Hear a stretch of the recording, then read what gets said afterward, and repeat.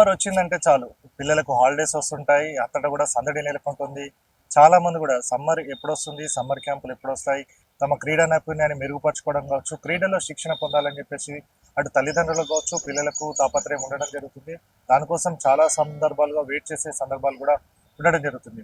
ప్రస్తుతం ఇప్పుడు schools exams దశలో ఉండడం జరిగింది. మరికొద్ది రోజుల్లో ఎగ్జామ్స్ అయిపోతున్న నేపథ్యంలో నగరానికి సంబంధించి హైదరాబాద్ సిటీలో చూసుకున్నట్టయితే జిహెచ్ఎంసీ సమ్మర్లో సమ్మర్ క్యాంప్స్ను కూడా ఏర్పాటు చేయడం జరుగుతుంది. కాబట్టి మరి ఈ సమ్మర్ క్యాంప్స్ ఎప్పటి నుంచి స్టార్ట్ అవుతాయి, ఏ ఏ గేమ్స్ అందుబాటులో ఉన్నాయి, పిల్లలకు ఏ విధంగా ఉపయోగపడతాయి అనే దానిపైన మనతో పాటు మాట్లాడడానికి GHMC additional commissioner sports Yadagiri Rao గారు ఉన్నారు. సార్ నమస్తే సార్.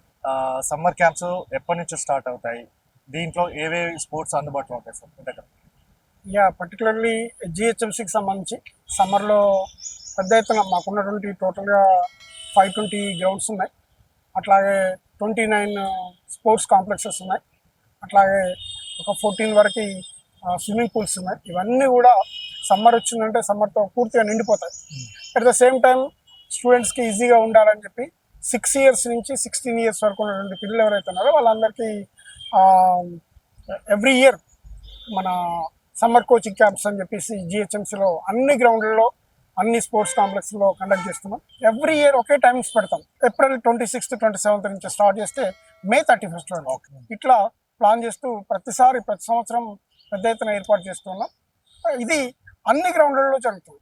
మా దగ్గర ఒక 71 మెంబర్స్ పార్ట్ టైం కోచెస్ ఉన్నారు. అంటే జిహెచ్ఎంసీ నుంచి శాలరీ పే చేసేవాళ్ళు. అట్లాగే హానరీ కోచెస్ కొంతమంది ఉన్నారు. అంటే అన్ని స్కూల్స్లో కాలేజెస్లో పీఈటీగా పనిచేసే వాళ్ళు ఎవరైతే ఉన్నారో వాళ్ళందరినీ మేము హానరీ కోచెస్ కింద తీసుకుంటాం. అమౌంట్స్కు సంబంధించి కూడా ఫీజెస్ కూడా సమ్మర్ కోచింగ్ క్యాంప్లో జస్ట్ 10 రూపీస్ 50 రూపీసే పెడతాం. 10 రూపీస్ చిన్న గేమ్స్ అన్నిటి కూడా 10 రూపీస్ పెడతాం. ఒక 50 రూపీస్ అనేది షటిల్ బ్యాడ్మింటన్కి, ఈతకు అంటే స్విమ్మింగ్కి సంబంధించి మాత్రమే 50 రూపీస్ ఉంటుంది. రిమైనింగ్ అన్నీ కూడా 10 రూపీసే ఉంటుంది. 10 రూపీస్ అంటే అది మినిమం కటసీగా పే చేస్తుంది. బాధ్యతగా అరే నేను కూడా 10 రూపాయలు పే చేస్తున్నా అనే దాంతో ఉండడం కోసం మాత్రమే అది పెడుతున్నాను తప్ప దాని ఏదో పబ్లిక్ నుంచి తీసుకోవాలనే ఆలోచన కాదు. ప్రైవేట్ గ్రౌండ్స్ కంటే కూడా మా దగ్గర టైం ఎక్కువ ఇస్తున్నాం. కోచెస్ ఎక్కువ ఉంటారు. ప్లస్ మా దగ్గర ఆడుతున్న మా గేమ్స్ ఇన్స్పెక్టర్స్ ఉన్నారు. వాళ్ళు నేషనల్స్ ఆడిన వాళ్ళు ఉన్నారు. మా సికింద్రాబాద్ నుంచి మా కోచ్ ఉన్నాడు. సికింద్రాబాద్ నుంచి మా గేమ్స్ ఇన్స్పెక్టర్ ఉన్నాడు శ్రీనివాస్ గౌడ్ అని, నేషనల్ స్విమ్మర్ అతను. అట్లాగే మా దగ్గర మాధవి అని ఉంది, ఖైరతాబాద్ గేమ్స్ ఇన్స్పెక్టర్. తను వచ్చేసి నేషనల్ వాలీబాల్ ప్లేయర్. ఇట్లాంటి ప్లేయర్స్ అంతా మా దగ్గర ఉన్నాయి. ప్రతి ఒక్కరిని మేము ఐడెంటిఫై చేస్తూ తీసుకొస్తున్నాం. మీరు హైదరాబాద్లో చూడండి, సమ్మర్ కోచింగ్ క్యాంప్లో మా దగ్గర ఎంటర్ అయ్యి మా దగ్గర నుంచి బయటికి పోయిన వాళ్ళు పుల్లల గోపిచంద్ నుంచి మొదలుకుంటే నిన్న మొన్నటి బాక్సర్ వరకు కూడా నిఖత్ జరీనా వరకు కూడా అంతా ఇక్కడ వాళ్ళే ఉన్నారు. ముఖేష్ కుమార్ ఉన్నాడు. ప్లస్ అట్లాగే పివి సింధు. అట్లాగే ఇక్కడ నుంచి లోకల్లో మీరు ఎవరిని చూడండి హైదరాబాద్లో మా గ్రౌండ్స్లో తీసుకునే వాళ్ళే ఎక్కువ కనపడతారు. అందుకోసమే మేము కమిషనర్ గారి ఆధ్వర్యంలో ఎవ్రీ ఇయర్ ఇట్లాంటి ప్రోగ్రామ్స్ సమ్మర్ కోచింగ్ క్యాంప్స్ను పెద్ద ఎత్తున ఏర్పాటు చేస్తాం. జనరల్గా ఏంటంటే ప్రైవేటు స్విమ్మింగ్ పూల్స్ కానీ, ప్రైవేటు షటిల్ బ్యాడ్మింటన్ కోర్టులు కానీ, ఇండోర్ ఏవైతే ఉన్నాయో ప్రైవేట్ వాళ్ళు 3,000 రూపాయలు స్విమ్మింగ్ కోసం తీసుకుంటే జస్ట్ మేము ఇక్కడ 500 తీసుకుంటాం. ప్లస్ మా కోచ్లు మార్నింగ్ టు ఈవినింగ్ ఉంటారు. మా కోచ్లు వచ్చేసి మా దగ్గర ఉండే కోచ్లు స్విమ్మింగ్ పూల్లో మార్నింగ్ 5కి స్టార్ట్ అవుతారు, 11:30 వరకు ఉంటారు. మళ్ళీ 4 నుంచి స్టార్ట్ అవుతారు, ఈవినింగ్ 7 వరకు ఉంటారు. ఇట్లా మా దగ్గర రెగ్యులర్గా ఉంటారు. ప్లస్ మా దగ్గర ఉన్నటువంటి కోచ్లు అంతా కూడా వెల్ ట్రైన్డ్, అట్లాంటి వాళ్ళనే తీసుకుంటారు. మా దగ్గరికి వచ్చే వాళ్ళు ఎక్కువ బీపీఎల్ వాళ్ళు వస్తారని నేను అనుకుంటున్నా, బిలో పవర్టీ లైన్ వాళ్ళు. క్రికెట్ ఏజెన్సీ పేరు చెప్పను, అసోసియేషన్ పేరు చెప్పను. ఒక అసోసియేషన్లో 50,000 అడ్వాన్స్ తీసుకుంటారు, 5,000 రూపాయలు పర్ మంత్ తీసుకుంటారు. But we are collecting only 500 rupees. Plus మా కోచ్లు కూడా ఇక్కడ ఆల్రెడీ గతంలో ఇక్కడ రంజీ ట్రోఫీ ఆడిన వాళ్ళు, నేషనల్ ఆడిన వాళ్ళు ఉన్నారు. కాబట్టి కోచ్ల విషయంలో కూడా ఎక్కడ కాంప్రమైజ్ కావట్లేదు అనే విషయాన్ని పబ్లిక్ అంతా అర్థం చేసుకోవాలని కోరుతున్నాం.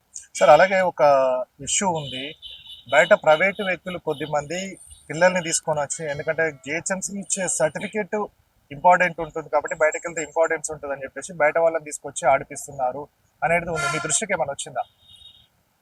బయట వాళ్ళని తీసుకొచ్చి ఆడిస్తున్నారని కాదు. మా కోచ్లు ఏంటంటే మా దగ్గర హానరీ కోచెస్ ఉంటారు. పార్ట్ టైం కోచెస్ అంటే 24 hours మీరు చూస్తున్నట్టుగా గ్రౌండ్లోనే ఉంటారు. హానరీ కోచెస్ వచ్చేసి వాళ్ళు బయట వర్క్ చేసుకుంటారు. బయట స్కూల్స్లోనో కాలేజ్లోనో వర్క్ చేసుకుంటారు. వర్క్ చేసుకొని వాళ్ళ స్కూళ్ళకి సంబంధించిన వాళ్ళను, వాళ్ళ కాలేజీకి సంబంధించిన పిల్లలను ఇక్కడ తీసుకొస్తారు. మనం యాజ్ పర్ జిహెచ్ఎంసీ నామ్స్ ప్రకారంగా, స్పోర్ట్స్ నామ్స్ ప్రకారంగా ఏదైతే ఆన్లైన్లో మీకు ఇంత 500 పే చేయాలి, 400 పే చేయాలి, 100 పే చేయాలంటే వాళ్ళు అట్లా పే చేయించి తీసుకొచ్చి ఇక్కడే చేయిస్తున్నారు. మేము అది కూడా చూస్తున్నాం.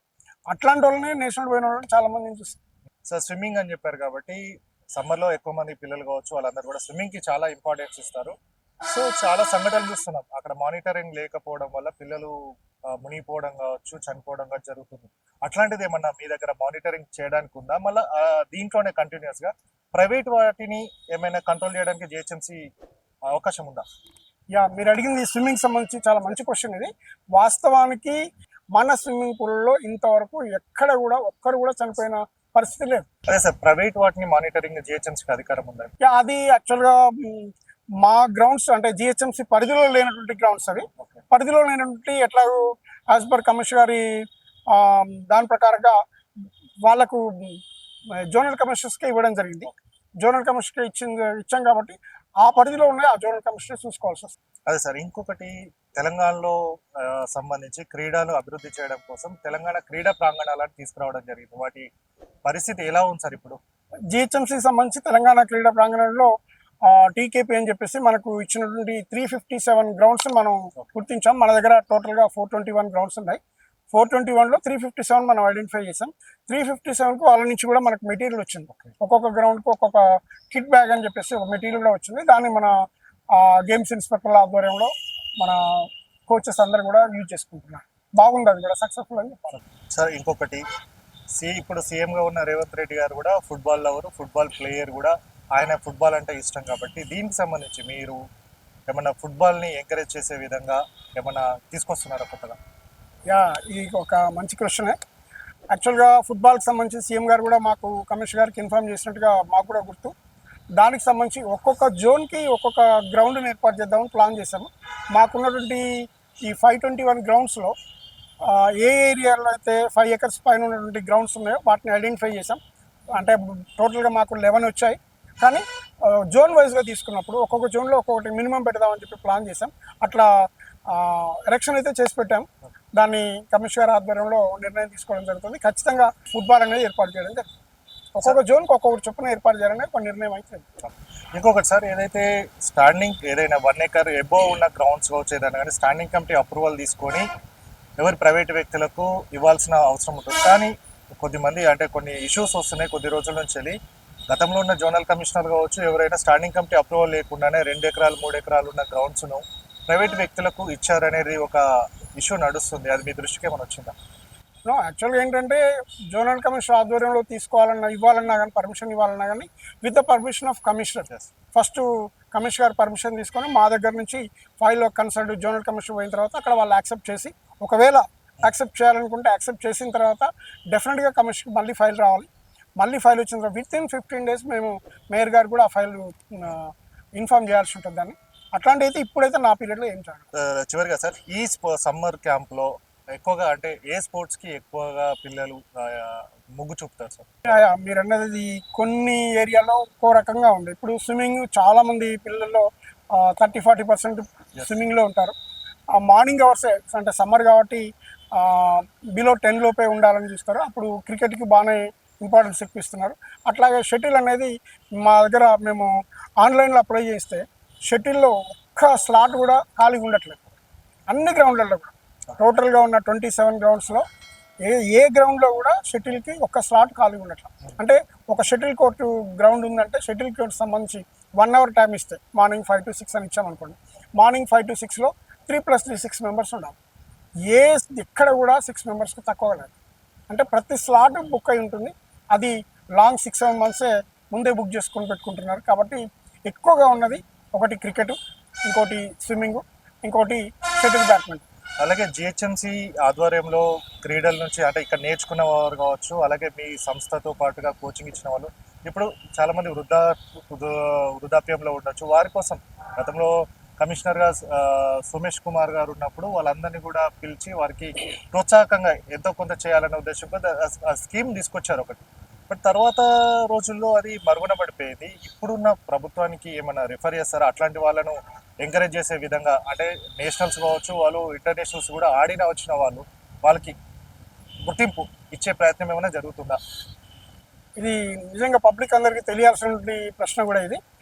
వాస్తవం ఏంటంటే సోమేష్ కుమార్ సార్ ఉన్నప్పుడు సోమేష్ కుమార్ గారు వెటరన్ ప్లేయర్స్ ఎవరైతే ఉన్నారో నేషనల్ ఇంటర్నేషనల్ లెవెల్లో ఆడినటువంటి ప్లేయర్స్ ఎవరు ఉన్నారో వాళ్ళు సర్టన్ ఏజ్ క్రాస్ అయిన తర్వాత వాళ్ళకి అంటే గేమ్ ఆడలేని పరిస్థితిలో ఉన్నప్పుడు వాళ్ళకి మనం ఒక హాండ్రోరియం లాగా ఇవ్వాలని చెప్పేసి 10,000 ఒకటి 7,500 ఒకటి వాళ్ళకి పెట్టడం జరిగింది. వాళ్ళకి అప్పటి నుంచి ఇప్పటి వరకు ఇస్తున్నట్టు అంటే నేషనల్ ఇంటర్నేషనల్ లెవెల్లో ఆడిన వాళ్ళకి ప్రయారిటీ ఇచ్చారు. ఓకే. సో దాంట్లో ఇప్పుడు ఒక కొంతమంది అంటే 10 మెంబర్స్ ఇచ్చినప్పుడు 10 మెంబర్స్లో ఒక 4 మెంబర్స్ 5 మెంబర్స్ ఎక్స్పైర్డ్ అయినారు. మిగతా వాళ్ళందరికీ టిల్ టుడే ఇప్పటివరకు ఇస్తూనే ఉన్నాం. ఓకే. రిమైనింగ్ అందరు కూడా ఇస్తూనే ఉన్నాం. ఇంకా కూడా ఎవరైనా అట్లాంటి veteran candidates veteran sports persons ఎవరైనా కనుక మాకుంటే మాకు అప్లికేషన్స్ వస్తే డెఫినెట్గా కమిషనర్ ద్వారా మేము పర్మిషన్ తీసుకొని మాకు ఎట్లాంటి అభ్యంతరం లేదు, డెఫినెట్గా ఇస్తాం. Okay sir. సో చివరిగా సార్, సమ్మర్లో ఇప్పుడు పిల్లలకు కావచ్చు వాళ్ళందరికీ ఈ అవకాశాన్ని మీరు ఏర్పాటు చేసిన సమ్మర్ క్యాంప్ను ఉపయోగించుకోవడానికి మీరు ఇచ్చే మెసేజ్ ఏంటి? పిల్లలకు కావచ్చు వారి స్పోర్ట్స్లో ఎంకరేజ్మెంట్ కోసం. యా పిల్లలకు దొరికేదే వాస్తవానికి ప్రైవేట్ స్కూల్స్ అన్నీ కూడా ఎక్కడ క్లాస్ రూములు తప్ప కనీసం వాళ్ళ పార్కింగ్ కూడా వెహికల్స్ పెట్టుకోవడానికి పార్కింగ్ కూడా లేనటువంటి పరిస్థితులు ఉన్నాయి. కాబట్టి ఇక్కడ 2 రకాలుగా మీకు ఒకటి ఇన్ఫార్మ్ చేయాలి. ఫస్ట్ ఈ సమ్మర్ వస్తుంది కాబట్టి పిల్లలందరినీ ఖచ్చితంగా మీ దగ్గరలో ఉన్నటువంటి ఈ గ్రౌండ్స్ ఏవైతే ఉన్నాయో గ్రౌండ్స్ అన్నింటినీ యూజ్ చేసుకోవాలని, అట్లాగే స్పోర్ట్స్ కాంప్లెక్స్ని స్విమ్మింగ్ పూల్స్ని కూడా యూజ్ చేసుకోవాలని, చిన్నపిల్లలు అయితే పేరెంట్స్ ద్వారా రావాలని ఒకటి. ఇంకొకటి ఏంటంటే చాలా ప్రైవేట్ స్కూల్స్కి, చాలా కాదు 100% ఆఫ్ ద ప్రైవేట్ స్కూల్స్కి ఎక్కడ కూడా వాళ్ళకు కనీసం గ్రౌండ్ లేని పరిస్థితి ఉంది. ఒక్క గవర్నమెంట్ స్కూల్స్ తప్ప గ్రౌండ్ లేని పరిస్థితి ప్రైవేట్ స్కూల్ అన్నింటి కూడా అన్నీ చూస్తున్నాము. ఈ వీళ్ళందరికీ మనం ఏం చేస్తామంటే మీ పిల్లలకి ఖచ్చితంగా స్పోర్ట్స్ పట్ల ఒక అవగాహన కలిగించాలి అని చెప్పేసి గత 10 years నుంచి మనం ఒక ప్లాన్ చేస్తాం ఇక్కడ. అదేంటంటే ప్రతి స్కూల్ వాళ్ళు 75 hours ఇయర్లో 75 hours అంటే ఒకసారి 1 hour చొప్పున తీసుకొని వస్తే కనుక టోటల్ 75 hours పర్ ఇయర్ ఇచ్చేస్తూ వాళ్ళకు 10,000 రూపీస్ స్కూల్ నుంచి మనం కలెక్ట్ చేస్తాం. ఎందుకు అంటే బికాస్ ఆఫ్ ఇది కమిషనర్ గారు జనార్దన్ రెడ్డి గారు ఉన్నప్పుడు చేసినటువంటి ఆలోచన ఇది. ప్రతి స్కూల్ కూడా పిల్లలకి కొద్దిగా గొప్ప ఒక 1 hour అయినా టైం ఇవ్వాలని చెప్పేసి ఏర్పాటు చేయడం జరిగింది. ఇది నడుస్తుంది, ఇప్పటికీ కంటిన్యూ అవుతుంది. Okay, thank you sir. So summer వస్తుందంటేనే ఇప్పటికి జిహెచ్ఎంసీకి సంబంధించి చూసుకున్నట్టే టైమింగ్ అంతా కూడా తెలిసిందే. April 24 నుంచి May 31 వరకు ఎప్పటికైనా ఉండేది. చాలామంది ఇప్పటి వరకు నేషనల్స్ కావచ్చు ఇంటర్నేషనల్ ఆడిన వారందరూ కూడా జిహెచ్ఎంసీ ఏర్పాటు చేసిన సమ్మర్ క్యాంపుల నుంచి వారందరూ కూడా ఈ స్థాయికి రావడం జరిగింది. కాబట్టి ప్రతి అవకాశాన్ని వినియోగించుకోవాలి. ఎందుకంటే జిహెచ్ఎంసీ ఏర్పాటు చేసిన సమ్మర్ క్యాంప్లో అన్ని వారికి సంబంధించిన అన్ని సౌకర్యాలు ఉన్నాయి, మానిటరింగ్ ఉంది, నేషనల్ ఇంటర్నేషనల్స్ ఆడిన ప్లేయర్స్ కోచ్లుగా ఉన్నారు. కాబట్టి ఈ అవకాశాన్ని సద్వినియోగం చేసుకోవాలని చెప్పిన నేపథ్యం కనబడుతుంది. కాబట్టి క్రీడాకారుల్లో నైపుణ్యం ఉంటే వాళ్ళు ఇంకా వారికి మంచి మంచి అవకాశాలు ఉంటాయని కూడా చెప్పిన నేపథ్యం కనబడుతుంది. కాబట్టి ఈ సమ్మర్ క్యాంప్ని ప్రతి ఒక్కరు క్రీడల పట్ల అవగాహన ఉన్నవారు కావచ్చు, క్రీడల్లో తమని శిక్షణ తీసుకోవాలనుకున్న వారు మాత్రం తప్పకుండా ఈ జిహెచ్ఎంసీ సమ్మర్ క్యాంప్ను ఉపయోగించుకోవాలని కూడా GHMC additional commissioner sports Yadagiri వారు చెప్పడం జరిగింది. ప్రభాకర్తో గణేష్, విక్టోరియా ప్లేగ్రౌండ్ నుంచి.